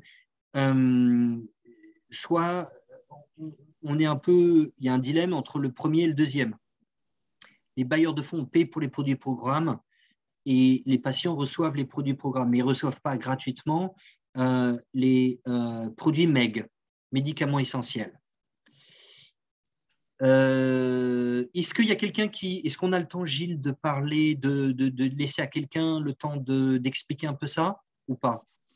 On va avoir une séance de discussion qui arrive juste après. Donc, je propose qu'à ce moment-là, on pourra intégrer ça. D'accord. Merci. Très bien. Et donc, en termes d'information, effectivement, les systèmes d'information ou le système d'information, c'est le système clé de la chaîne d'approvisionnement. Souvent, il y a un sigle, système informatique informatisé de gestion logistique. Malheureusement, souvent, les bailleurs de fonds ont verticalisé le flux d'informations en proposant leur propre système d'information. Vous avez par exemple UNFPA qui proposait Channel, je ne sais pas si c'est toujours en fonctionnement à Madagascar. Vous avez la centrale d'achat qui a son propre système, qui est souvent un système d'entreposage informatisé, d'entreposage qui gère globalement et qui est très robuste et très sophistiqué. Je crois que c'est Sage à Salama qui gère l'entreposage central et régional, qui est capable d'être très sophistiqué, qui a un module en fait d'un système de comptabilité. Par contre, au niveau de district, souvent, il n'y a pas de système et certainement au niveau des formations sanitaires, il n'y a pas de système. C'est essentiellement Excel. Maintenant, vous allez pouvoir nous rentrer dans les détails. Voilà. Alors là, on va créer deux groupes. Non, à toi, Gilles. En fait, on va faire la discussion, en direct. Donc, on va intégrer en même temps, on va passer directement en fait à la question. Il y a différentes questions, voilà, questions-échanges. Si jamais il y a des contributions sur ce qui a été dit. Ok, si tu peux gérer ça, Gilles? Il n'y a pas de problème. Donc, il y a une main qui s'est levée. Donc, je vous écoute. Le nom de Anta SMSR. On vous écoute. Oui, merci. Par rapport à la sondage numéro 2 tout à l'heure, il y avait, M. Pierre avait dit qu'il y a différence entre le 1 et le 2, c'est vrai, parce que la plupart, c'est acheté par les clients. Mais pourquoi le 2? Il y avait quelques-uns qui ont choisi le 2. Parce qu'avec le programme, avec la Banque mondiale, la UCP, les bénéficiaires n'achètent pas, mais c'est la Banque mondiale qui achète les médicaments au niveau central par rapport à la consommation du centre de santé de base. Donc, ce n'est pas acheté par les clients, mais acheté par le partenaire. C'est pour cela que ça a eu une ambiguïté dans les deux. Est-ce que vous pouvez revenir sur les questions comme ça? Je peux bien expliquer le slide où il y a les sondages. La question du sondage qui était celle-là. Hein? Cette question-là, hein, vous parlez. Là, oui. Là, donc, la première, c'est le patient paie les produits à l'exception des produits de programmes spécifiques. C'est ça à 90%. Mais il y a aussi le gouvernement, le bailleur de fonds, paie les produits, surtout le bailleur de fonds, paie le produit, mais les patients reçoivent gratuitement. C'est dans le cas où l'UCP travaille dans les régions où l'UCP. Là, donc, c'est ce que j'aimerais bien expliquer sur les deux, comme expliquer le résultat de 70% et les 16% tout à l'heure. Merci beaucoup. Et je viendrai aussi, désolé pour l'entrepôt. Non, je vous en prie. Sur l'entrepôt, il y a l'entrepôt Salam et il y a l'entrepôt régional qui est dit tout à l'heure. Mais pour nous, c'est de l'entrepôt Salam les médicaments est envoyé directement dans les entrepôts de districts sanitaires. Donc, notre région n'a pas d'entrepôt. C'est parce que les commandes viennent des districts sanitaires pour être validées au niveau central et achetées à l'entrepôt Salam pour être livrées au centre, au district, entrepôt de district sanitaire. Nous n'avons Madame pas Anta, le d'entrepôt district intermédiaire. sanitaire, le dépôt de district, il est géré par qui? Il est géré par des prestataires assignés par le comité, par l'équipe de management de district et a fait le contrat de Mais il rapporte à constitution qui? avec le Au ministère programme de santé la Santé. publique? Je n'ai pas bien compris votre Il rapporte à question, qui? monsieur. Il rapporte à qui? Il rapporte au programme de santé publique ou il rapporte au district? Il rapporte au district sanitaire d'abord et le Ah oui, district sanitaire l'envoie au niveau central. d'accord. Donc ça, Gilles, c'est bien de la décentralisation, c'est-à-dire que les districts sont autonomes dans leur dépôt de médicaments. En effet, Oui, la c'est un plupart, niveau de décentralisation important. Ouais. oui, la plupart des dépôts de services de district sont autonomes. Ok, d'accord. Mais Sauf c'est très s'il y a des intéressant, vous voyez. problèmes de financement. Oui, Ok, merci beaucoup, Madame Anta. je vous en prie. Merci. Vous aviez fini, madame, sur la présentation? Oui, oui, merci. J'ai Merci fini. beaucoup. Merci. Merci beaucoup. Je vois qu'il y a une autre main qui s'est levée, hein, de Sohan Aivo Joelson. Si vous voulez prendre la parole. Oui, en fait, les deux premières réponses sont aussi correctes pour Salam parce que oui, c'est le patient qui paie et une grande partie est aussi payée par le gouvernement de façon à ce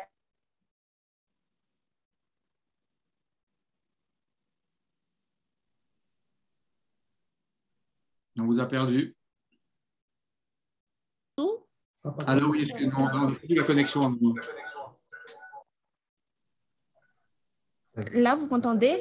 On vous entend là, s'il vous plaît. Ouais. D'accord. Il y a aussi une grande majorité où c'est le gouvernement qui paye parce que il y a le budget de l'État tous les ans et le budget qui est réparti auprès des différents acteurs comme DTS, DGFS.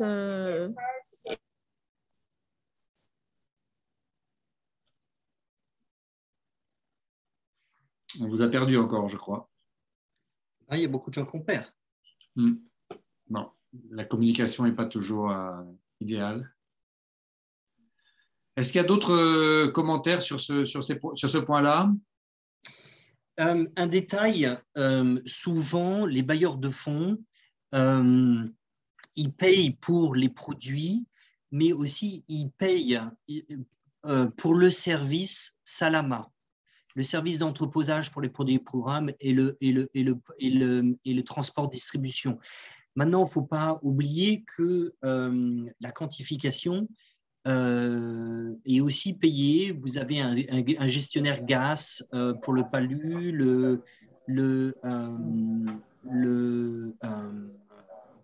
le sida et la tuberculose. Et vous avez PSM, le programme PSM, qui est financé par USAID, qui opérationnalise la chaîne d'approvisionnement dans un pays. À vous. Merci, merci Pierre. Est-ce qu'il y a d'autres questions, d'autres points?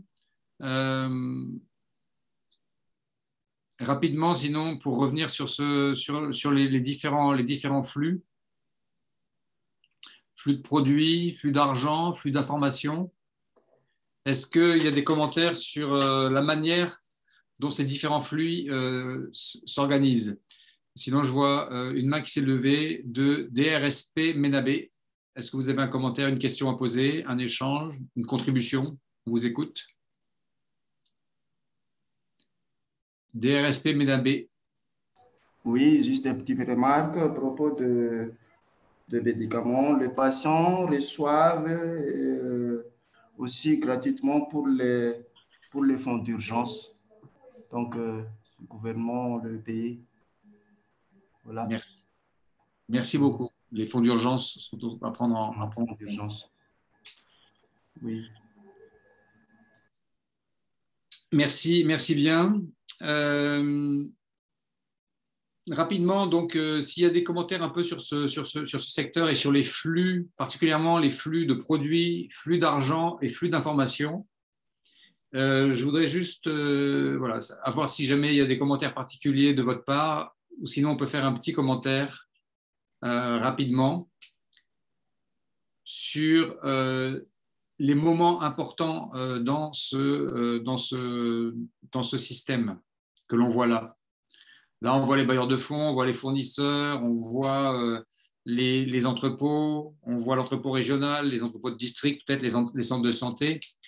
Et donc, à chaque fois qu'il y a une flèche qui se termine là, à chaque fois qu'il y a une flèche qui commence, la flèche, ça représente à la fois un transfert, un transport, un échange, une information qui circule, mais il y a toujours un moment particulier quand, soit par exemple, les produits sont reçus au niveau d'un entrepôt, et là, le fait de décharger une palette et de la transférer depuis, par exemple, le transporteur jusqu'à l'entrepôt central, là, il se passe des choses très importantes. Il se passe des choses déjà en termes de responsabilité dans le flux du produit, c'est que la responsabilité sur le produit change.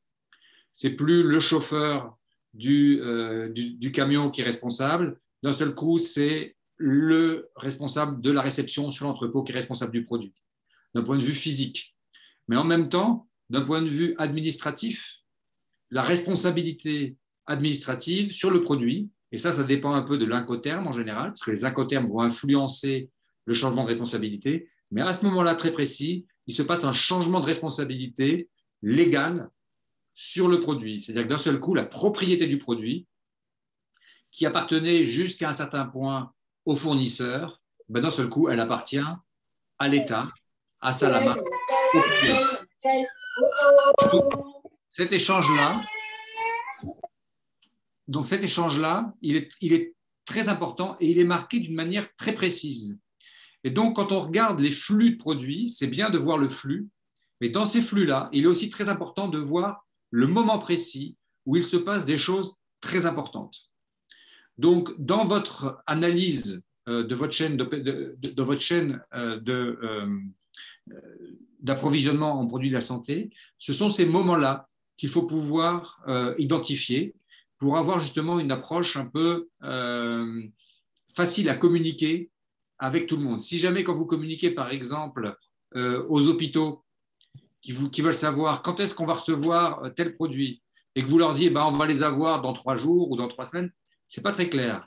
Mais si vous leur dites l'instant où ils vont être sous votre responsabilité, ce sera le 15 janvier à telle heure, ça devient quelque chose de très précis. C'est pour ça que ces moments précis sont très importants dans la discussion, dans l'analyse. Donc, quand vous regardez ça, vous, par exemple, si vous placez sur les incoterms ou sur des… Comment vous analysez ça vis-à-vis de Madagascar? On va prendre des questions.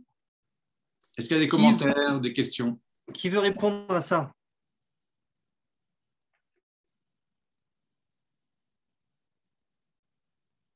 Il nous faut des réponses là. Sans ça, on va demander à Monsieur Serge.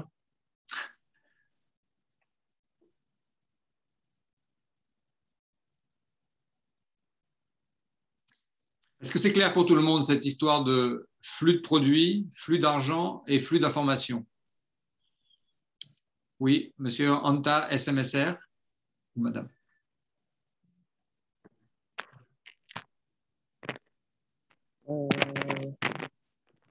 Pour nous ici, donc, je vais mettre mon... Ah, merci. Je suis... Merci beaucoup. Je vous en prie.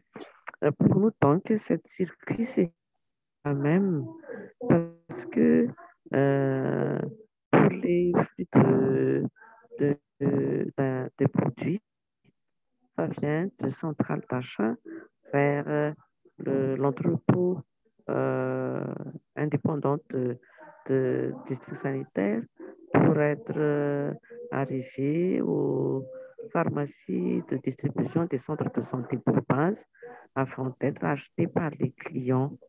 Donc, le flux d'argent, c'est le contraire.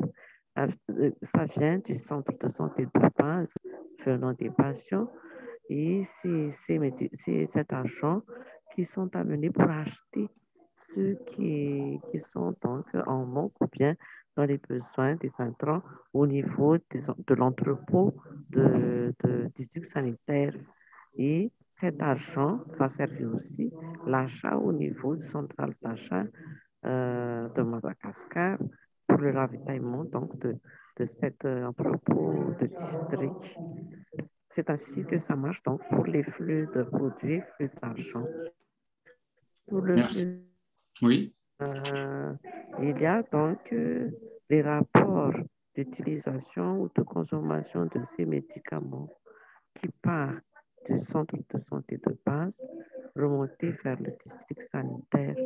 Et le district sanitaire fait la compilation de ces rapports de consommation et d'utilisation pour tous les centres de santé de base pour être envoyés au niveau central. Mais nous, pour ce rapport de consommation, donc, nous avons une plateforme dans ce qu'on appelle DHS2, là où on trouve donc les consommations et les distributions au niveau des centres de santé de base et au niveau de l'entrepôt de district sanitaire. Voilà. Merci. Pour nous, pour les produits d'argent et informations. Merci, c'est très intéressant. Monsieur Serge, mais notre plus grand défi, c'est surtout le flux d'information, parce que le flux d'information, parce que cette flux d'information a un grand effort à faire pour que ça soit exploitable et effectif. Merci, j'ai fini, merci. Merci beaucoup, madame. Vraiment, le point sur le flux d'information est en effet très important. Excusez-moi, monsieur Serge. Serge, on va prendre votre point tout de suite. Le point sur la flux d'information, pendant très longtemps, on a fonctionné avec des systèmes papier. C'est-à-dire qu'un flux d'information, un bon de livraison, c'est un bon de livraison papier qui part avec. C'est un flux d'information aussi. Donc aujourd'hui, c'est vrai qu'on a. Jusqu'à maintenant, ça existe et ça marche comme ça encore. Et ça marche. D'informations sur les commandes et tout ça. Ça marche ainsi encore. Merci. Et donc, et là aussi, ce qui est très important, encore une fois, c'est de comprendre ce flux, bien sûr comme un mouvement, mais aussi comme un moment. C'est-à-dire qu'il y a toujours le moment où l'information est reçue par la personne. Il y a le moment où l'information est reçue, et à ce moment-là, il se passe quelque chose qui est très important. Pareil pour un système. Pareil pour une commande, il y a toujours un moment où une commande est validée, par exemple, et à ce moment-là, il y a un moment très précis. Pourquoi j'insiste beaucoup sur cette idée de moment? C'est parce qu'après, quand vous allez planifier vos approvisionnements, quand vous allez travailler justement, comme le disait Pierre, avec en gros les donneurs d'ordre dans la chaîne d'approvisionnement, que ce soit des médecins, que ce soit les pharmaciens, quand les gens vont donner des demandes aux logisticiens en charge de la supply chain, il va falloir être capable de communiquer sur des moments très précis. Il va falloir être capable d'avoir cette communication très importante. Et ça vient en analysant bien les flux avec des moments très importants dans la chaîne d'approvisionnement qui vous permettent de communiquer sur quelque chose de mesurable, d'identifiable et de partageable avec l'ensemble des acteurs. Serge, excusez-nous, j'ai vu que vous avez baissé la main maintenant, mais allez-y, on vous écoute. Tu vas nous sortir les jalons, là, Gilles. Serge. Oui, merci beaucoup. J'aimerais apporter quelques informations après les informations partagées par Madame Anta tout à l'heure. Pour le cas de Madagascar, il y a l'organisation du Central Salam là, à propos du rythme du commande durant toute l'année, parce qu'il y a déjà des organisations sur le rythme de commande, c'est-à-dire les flux des informations là pour la réquisition. Il y a aussi les rythmes de livraison, d'acheminement des produits selon les caractéristiques d'accessibilité des districts. Mais au niveau commune, il y a les formations sanitaires qui dressent leur rapport bon de commande tous les 2 mois et ça monte au niveau district et les districts à leur tour envoient les commandes de besoins de l'ensemble des formations sanitaires dans les communes rattachées à un tel district et le district suive l'organisation, c'est-à-dire la planification de livraison salam. C'est ça que j'aimerais ajouter un petit peu. Quelle est la fréquence, Monsieur Serge, quelle est la fréquence de livraison de salam? C'est trimestriel pour les zones accessibles et semestriel pour les zones enclavées. Wow. Merci. Et une question, Monsieur Serge, pourquoi c'est pas passé du... Vous voyez, moi si j'ai le choix entre recevoir ma pizza une fois par mois ou recevoir tous les jours, je préfère la recevoir tous les jours. Donc, il y a une préférence. Normalement, les formations sanitaires, elles aimeraient bien recevoir leur livraison tous les mois. Maintenant, hein? Une question budgétaire? Oui, je suis d'accord. Mais la question, c'est est-ce qu'il n'y a pas une pression des formations sanitaires pour dire, mais en fait, nous, on ne veut pas recevoir une fois par semestre, on veut recevoir, pas tous les trimestres, mais on veut recevoir tous les mois, et on est prêt à faire les commandes tous les mois. En fait, c'est ça. En fait, le planning cyclique, il est là pour... Il y a du Larsen, là. On a du mal à... Ouais, allez-y, ça va mieux, là, je crois. On a mis en place le planning cyclique, c'est-à-dire un envoi tous les trimestres, comme a dit M. Serge tout à l'heure. Les commandes passées par les formations sanitaires interplanning et qu'ils jugent urgents pour pallier justement à leur rupture. Donc, Salam, nous livrons toujours les besoins urgents des formations sanitaires. Mais ce qui se passe, c'est que, comme a dit Gilles, ça a un impact au niveau budgétaire parce que le prix que l'on applique, c'est vraiment le prix à la livraison et c'est pareil que ce soit dans les zones enclavées où le prix est unique dans tout Madagascar. Et c'est pour cela que nous avons mis en place le planning cyclique tous les trimestres et semestriels. Oui, mais vous voyez, là, en fait, on est rentré de dire, je vous pose la question pourquoi, on est rentré dans les 5 pourquoi. Et vous êtes en train de me dire, pourquoi il y a ça? On me dit, mais parce que c'est un cycle de 3 mois. 2 mois pour commander, mais 3 mois pour livrer. Et le deuxième pourquoi c'est comme ça? C'est parce que ça coûte plus cher de livrer tous les mois que de livrer une fois par trimestre. Voilà, donc c'est très intéressant. On applique la méthode. À toi, Gilles. Merci. Merci, vraiment merci beaucoup pour ces... Je vois qu'il y a une main qui est levée, donc Anta SMSR, est-ce que vous voulez contribuer ou c'est l'intervention précédente? L'intervention précédente. Pourquoi les 3 mois? Pourquoi les 6 mois? Il faut quand même savoir que des commandes, c'est à partir de consommation moyenne mensuelle. Et dans notre manuel de gestion des intrants de santé, il a été stipulé que le centre de santé de base ne doit pas avoir moins de 3 mois de stock. Et de 6 mois de stock. Donc, le stock minimum qui doit être disponible et utilisable dans un centre de santé, c'est de 3 mois. Et le maximum, c'est de STU 6 mois. Ça a été pris parce qu'il n'y a pas beaucoup de sources de ravitaillement, étant donné que notre État a déjà mis en place cette centrale d'achat Salam, et étant donné avec les 23 régions, avec les 2400 et quelques centres de santé de base, avec 114 entrepôts de district, c'est l'organisation qui nous a amené à faire les commandes trimestrielles ou semestrielles. Merci, c'est tout ce que je veux dire. Alors, j'ai une question pour vous. Gilles, il faut que tu me permettes ça. Mais très rapidement, Pierre, sinon on va être... Alors, je suis toujours très rapide, tu sais bien, tu me connais. Est-ce que...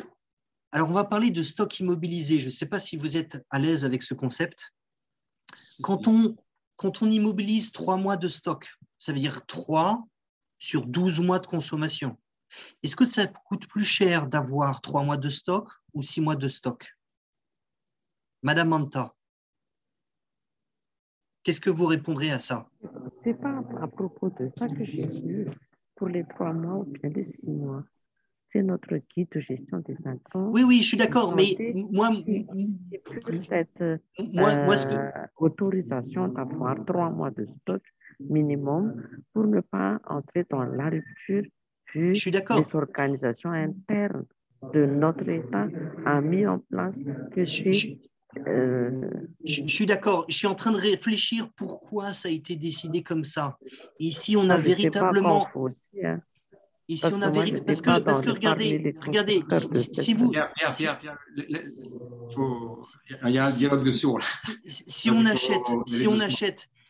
achète, comment dire... 6 mois de stock. Si on achète 6 mois de stock, ça coûte plus cher que d'acheter 3 mois de stock.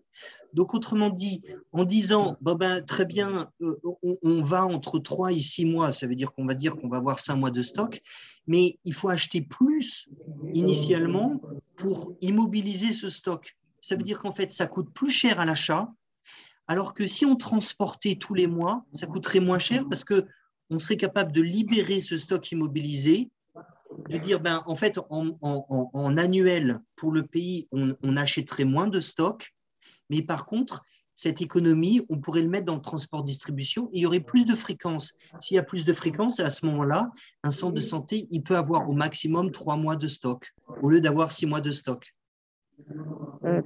Et on pourra rentrer dans les détails, mais ça serait intéressant d'avoir quelqu'un qui nous parle de l'origine de cette décision. Et je me pose la question pour savoir s'ils ont véritablement quantifié financièrement combien ça coûtait d'avoir 6 mois de stock dans toutes les formations sanitaires. À toi, Gilles. Merci. Vous vouliez rajouter quelque chose, madame? Excusez-nous. Vous vouliez rajouter quelque chose? Non, merci. Vous avez compris la logique? Oui, mais je pense qu'il y avait un des arguments quand même qui a été soulevé par madame Anta, c'est l'argument de l'efficacité. C'est l'argument de ne pas tomber en rupture, hein, plus que l'argument en fait financier. Mais on pourra pousser ça. Gilles, rappelle-toi la logique. Pierre, je crois qu'on y est. Merci. Merci beaucoup. Merci à tous. Alors, on a ouvert un fichier. Maybe Sanjay, you can share the link.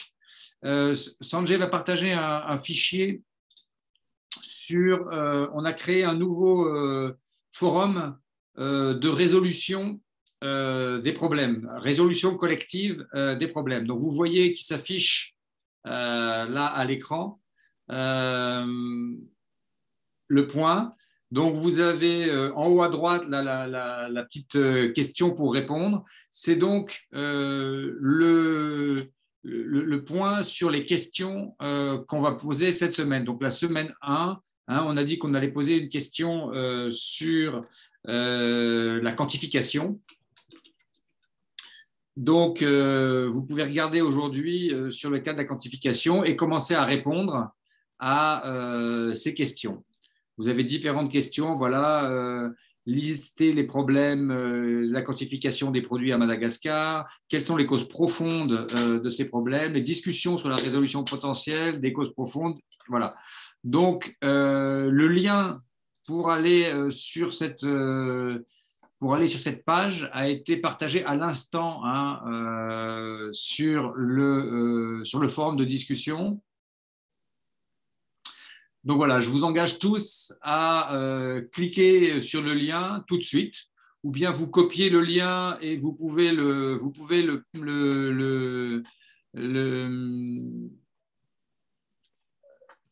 et vous pouvez même copier le lien et le garder, et ensuite voilà, vous pourrez répondre à la question. Donc, merci de votre participation à cette première question. On va créer une discussion collective pour résoudre ce problème de manière collective. Je vois que Madame Anta continue le dialogue. Je suis prêt à discuter plus longtemps sur ce sujet. C'est très intéressant. Vous avez bien raison. Et on va peut-être ouvrir une discussion spécifique pour continuer sur est-ce qu'il faut faire plein de livraisons cadencées ou est-ce qu'il faut au contraire avoir un stock. Augmenter la fréquence, tu veux dire? Voilà. Augmenter la fréquence des livraisons ou augmenter la quantité de stock. Immobilisé. Merci beaucoup. Merci à tous. Un dernier sondage peut-être. Je n'ai pas vu le lien qu'on t'a entré là tout à l'heure. Regardez, si vous remontez sur le forum de discussion, il y a Sanjay. Sanjay a partagé un lien avec tout le monde. Est-ce que vous le voyez à 14h58, en remontant sur le forum à 14h58? Voilà, 14h58, il y a eu un lien qui a été partagé. Peut-être qu'on peut le repartager à nouveau. Je vais le repartager. Je vais le repartager à nouveau. Et puis, en même temps, si vous pouvez répondre au sondage pour nous dire comment vous avez apprécié cette séance, ce serait bien.